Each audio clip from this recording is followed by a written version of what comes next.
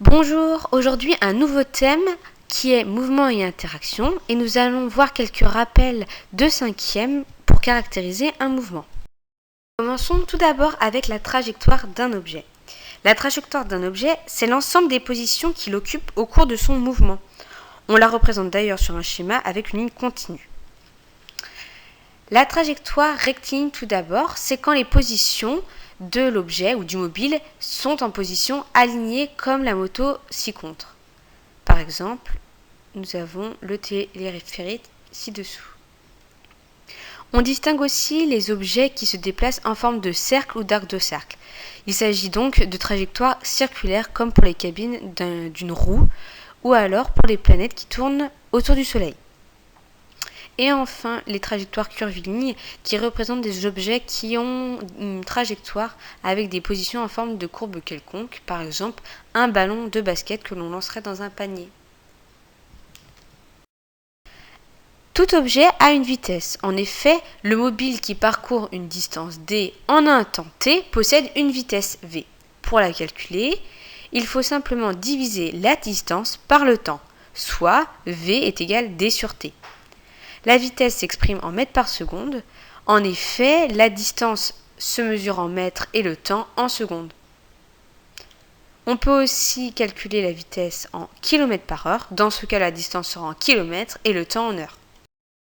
La vitesse d'un objet peut évoluer. En effet, le mouvement peut être accéléré, c'est-à-dire que la distance parcourue augmente au cours du temps pour une même durée. C'est ce que nous pouvons voir avec la succession des positions du casque du motard qui s'éloigne de plus en plus.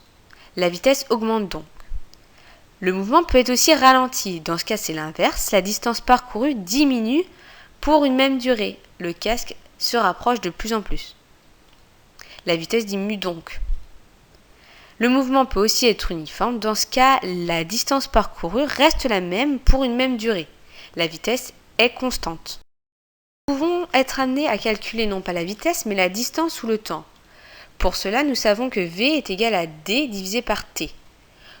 On peut utiliser la méthode du triangle. Nous entourons le V et nous obtenons bien D divisé par T. De la même manière, D est égal à V fois T.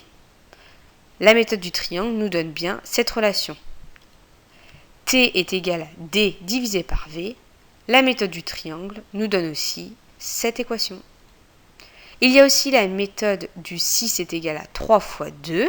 Si nous prenons V est égal à 3, D est égal à 6 et T est égal à 2, nous avons bien la vitesse qui doit être égale à 3 en faisant 6 divisé par 2, donc D divisé par T. Pareil pour la distance qui doit être égale à 6, donc 3 fois 2, donc V fois T.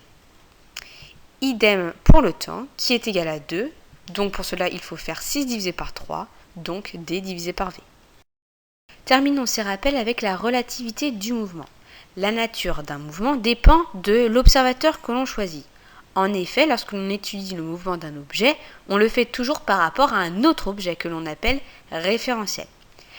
Par exemple, pour le personnage B qui est l'observateur, il voit le personnage A qui est mobile sur l'escalator.